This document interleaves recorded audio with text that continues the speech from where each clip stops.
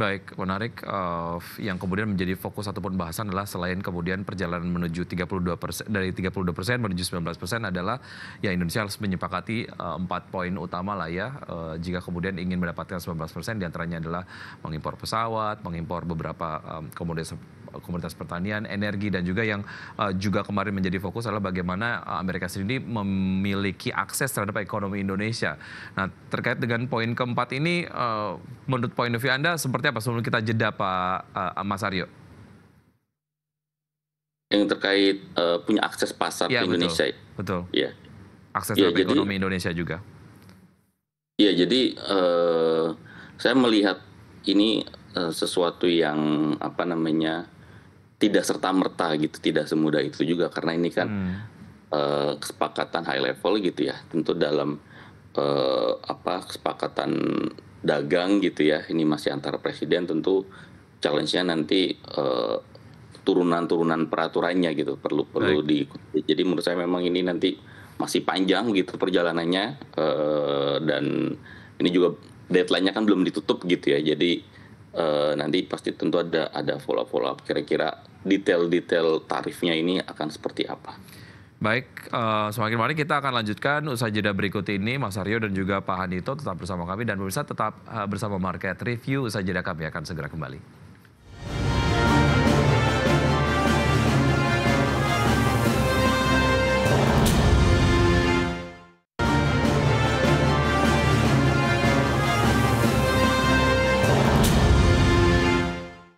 Kita sudah sampai di segmen terakhir dan masih berbincang bersama Bapak Handito Juwono, Kepala Sekolah Ekspor Nasional, dan juga Mas Aryo DP Irhamna, Ekonomi Indef. Saya ke Pak Handito. Pak Handito, ini menjadi kemudian pertanyaan conclusion lah ya dari saya, kemudian untuk bisa disampaikan secara kesimpulan dari Anda, Pak Handito, mengenai harapan terkait dengan kinerja ekspor Indonesia pasca 19% ini tarif resiprokal dari Amerika Serikat diterapkan.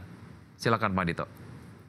Iya, saya rasa memang saya nggak bosan-bosan mengatakan thanks to Trump. Terima kasih Trump, itu dalam pengertian membuat kita harus introspeksi gitu. Nah, contoh sekarang, salah satu kesepakatan dengan Amerika Serikat kan kita akan membangun refinery di Amerika Serikat. Ya. Keputusan luar biasa tuh. Ini kepengen bikin refinery di Indonesia, nggak ada salahnya juga bikin refinery di luar negeri yang kemudian kita bisa kendalikan. Yang penting kan yang itu. Nah, ini memberi contoh yang bagus gitu, bahwa kemampuan Indonesia itu sebenarnya untuk go internasional itu sudah sangat maju dibandingkan masa lalu.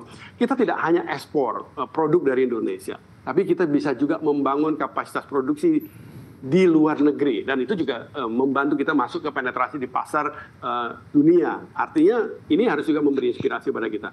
Saya rasa nggak ada salahnya, dan sudah makin banyak perusahaan-perusahaan Indonesia yang mampu untuk membangun juga selain di dalam negeri, membangun pusat-pusat pengembangan produk di luar negeri. Bisa jadi nggak full produk, dan setengah jadi kita kirim ke Amerika Serikat, dari sono kita kirim ke dunia yang lain, sehingga dan kalau itu dilakukan oleh perusahaan-perusahaan Indonesia, maka kemampuan kita bersaing akan lebih besar. Artinya ini saat yang baik kita melakukan penataan untuk industri kita, reindustrialisasi menjadi hal yang penting. Tapi tentu saja ketika ngomong reindustrialisasi kita harus berani memilih industri-industri apa saja yang mau kita kembangkan. Industri-industri yang basisnya IT, yang basisnya yang kita belum mampu gitu.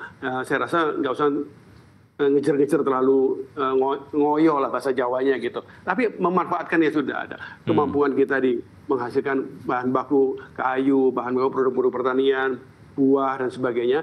Kalau itu kemudian kita lakukan juga penambahan kemampuan industrialisasinya, termasuk di luar negeri, saya rasa itu akan membuat produk Indonesia makin menguasai dunia. Saya rasa kita harus sudah melihat bahwa Indonesia ini sebagai sebuah kesatuan gitu, orkestra begitu ya. Jadi kalau ada yang kok kenapa bikin pabrik di luar negeri? Nggak apa-apa. Itu sudah terbukti, banyak perusahaan-perusahaan makanan Indonesia sudah bikin pabrik di luar negeri, dan itu memperkuat penetrasi kita di luar negeri. Nah, ini hal-hal yang saya rasa perlu dilakukan bersama oleh pemerintah dan oleh dunia usaha untuk bersama-sama mengembangkan reindustrialisasi yang progresif ya, untuk mengembangkan ekspor Indonesia yang lebih kuat di masa depan. Saya ke Mas Aryo. Mas Aryo, apa yang perlu diwaspadai dan juga apa insentif yang diperlukan sebetulnya dari point of view teman-teman eksportir ataupun mungkin industri dalam negeri supaya dapat kemudian menyikapi ataupun bisa memanfaatkan lah ya berbagai macam dinamika terkait dengan penerapan tarif resiprokal 19% ini dari Amerika Serikat. Oke, saya berusaha cepat ya, ada 2 poin yang ingin saya sampaikan ya. Pertama saya ingin bicara terkait sisi kelembagaan. Jadi jika bicara ekspor, tentu dalam international trade policy, jadi di sisi Indonesia ini diplomasi Indonesia masih sering didominasi oleh pendekatan politik formal gitu ya. Sementara diplomasi ekonomi ini sering menjadi agenda sekunder ya. Jika tarif resiprokal ini ingin dimanfaatkan optimal, maka diplomasi ekonomi ini tidak boleh lagi menjadi anak tiri, kira-kira seperti itu ya. Kenapa? Karena dalam agenda ekspor ini kan terkait hubungan internasional ya. Ini koordinatornya itu Kementerian Luar Negeri dan ujung tombak ekspor itu adalah KBRI. Jadi, nah ironisnya tidak semua KBRI ini tidak semua KBRI memiliki atas perdagangan. Bahkan KBRI London saja hanya ada 1 orang gitu atas perdagangan gitu.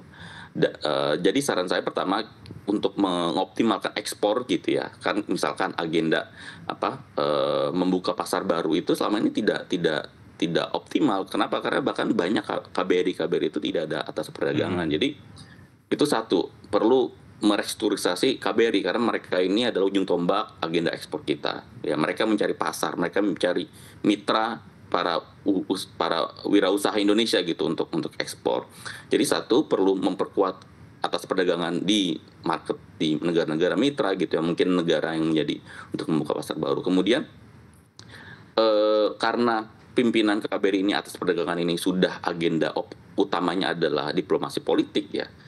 Nah, saran saya Deputy Chief of Mission-nya atau DCM atau wakil dubesnya ini tidak perlu dari Kementerian Luar Negeri, tapi menurut saya perlu dari Kementerian Perdagangan.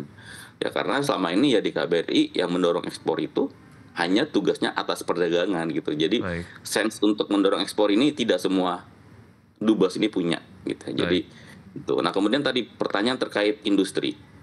Nah, tarif resiprokal ini dalam pandangan saya memang secara umum ini menjadi instrumen fiskal gitu ya, tapi peluang strategis ya untuk merebut pangsa pasar global yang selama ini diisi oleh negara-negara pesaing ya, seperti Vietnam, Thailand, atau India bahkan ya. Namun peluang itu tidak akan otomatis tanpa terwujud tanpa manajemen industri yang tangkas. Jadi menurut saya jika bicara sarana untuk industri, pemerintah perlu mengoptimalkan inovasi industri kita dengan inovasi-inovasi dalam negeri. Karena industri itu tulang punggungnya adalah inovasi. Baik, ada penajaman di sisi inovasi dalam negeri, di industri dalam negeri, dan juga penajaman di kelengkapan ujung-ujung tombak tadi begitu ya. Itu juga tidak kalah penting dan bahkan sangat penting. Pak Hadito dan juga Mas Aryo, terima kasih sudah bergabung pada kesempatan kali ini. Waktu kita sangat terbatas. Mudah-mudahan nanti ada episode berikutnya yang kita kemudian akan berjumpa lagi dan kemudian memperbincangkan hal-hal yang tidak kalah menarik. Terima kasih Bapak-Bapak, dan pemirsa tetap bersama IDX Channel karena usaha jeda berikut kami akan kembali dengan program-program menarik lainnya. Saya Wiki Adrian, terima kasih. Sampai jumpa.